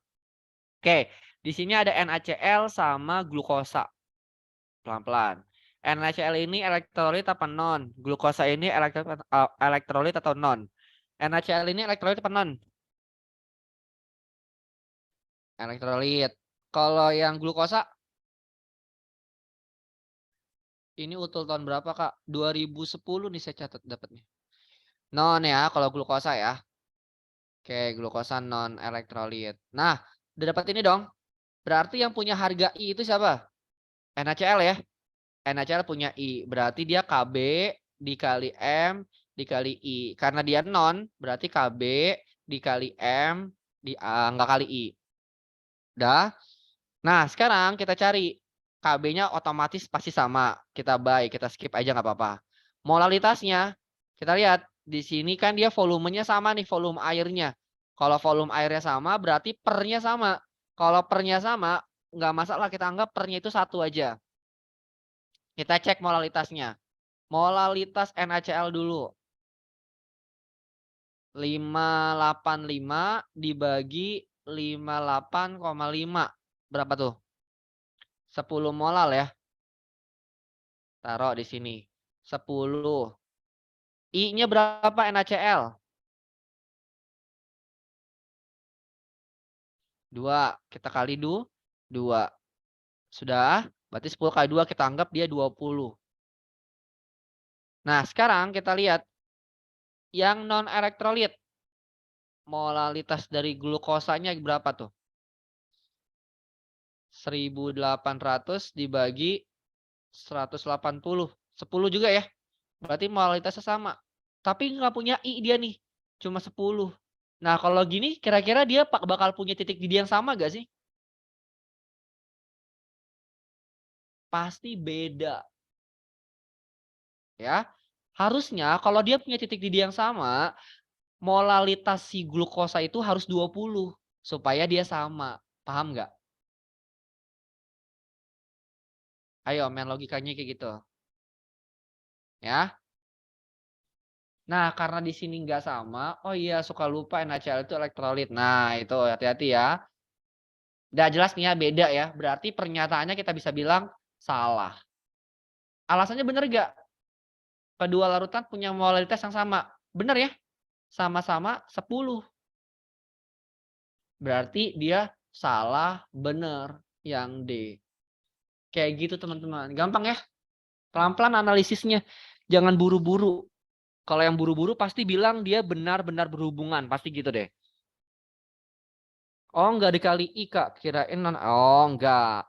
NaCl hati-hati. NaCl itu dia non elektrolit. Makanya harga I-nya punya. Gitu. Paham sampai sini teman-teman? Bisa dipahamin dulu? Paham. Mantap. Kalau yang nomor sebelumnya dijelasin ulang dikit boleh gak Kak? Yang mana? Yang ini. Kenapa yang ini? Pertama ini yang ditanya adalah titik didih tertinggi. Titik didih itu kan cari adalah TB pelarut ditambah delta TB. TB pelarutnya pasti sama semua kan karena pakai air. Berarti kita cari nih delta TB-nya yang paling besar. Ya, cari delta TB-nya yang paling besar. Delta TB yang besar ini dia punya untuk larutan yang elektrolit. Ya, larutan elektrolit. Kenapa? Karena dia punya harga faktor Van Hoff atau punya I. Ya udah sekarang dihitung aja. Mana nih yang harga faktor Van Hoff-nya besar? Atau kalau dia besar juga nggak selalu besar sih. Jadi kayak M dikali I-nya itu yang besar yang mana? Karena bisa aja yang I-nya besar tapi M-nya kecil. Akhirnya nilainya kecil. Begitupun sebaliknya, ketika M-nya besar banget, I-nya kecil nggak terlalu besar banget, nanti harganya jadi besar gitu. Aman ya, kayak gitu kurang lebih. Sip. Udah, itu dulu yang bisa kita bahas hari ini. Kira-kira hari ini bisa belajar apa dan bisa lebih paham atau lebih bingung atau lebih apa? Setidaknya ada pemasukan apa yang bisa kalian dapat hari ini? Yuk, boleh di-sharing dulu sebelum kita akhirin. Belajar banget gak hari ini?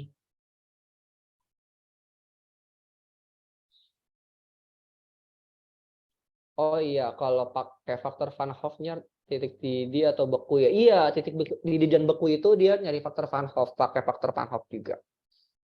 Yuk, hari ini belajarnya lebih atau lebih pusing atau lebih apa? Boleh di-sharing. Yang penting dicatat ya, dicatat dan dicoba mengerjakan. Makasih Kak, udah bisa bedain elektrolit dan non. Nah, itu penting banget ya, bisa ngebedain elektrolit dan non elektrolit.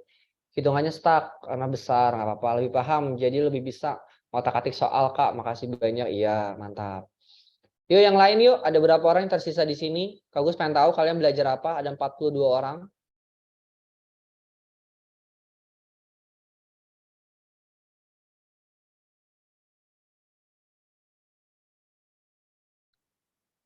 Mantap, nggak apa-apa. Latihan ngitung cepet. Ya, nggak apa-apa. Berarti latihan ngitungnya ya harus dibanyakin lagi nih kayaknya teman-teman nih. Kalau dari komen-komennya nih.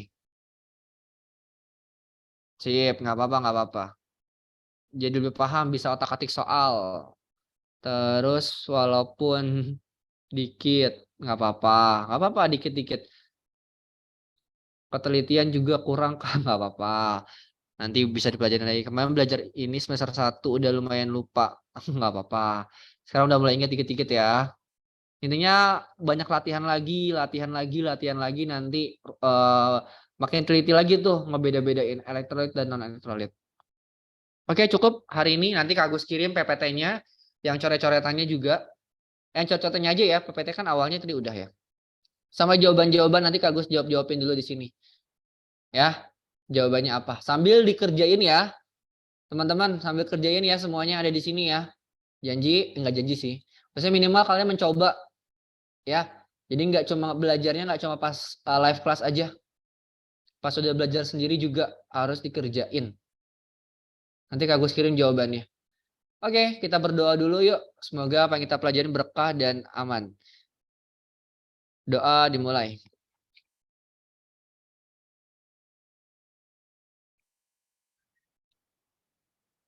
Oke, amin. Thank you hari ini teman-teman. Mohon maaf kalau banyak kesalahan. Bye-bye. Ya, sama-sama. Makasih banyak juga. Semangat belajarnya. Kasih udah join. Bye-bye.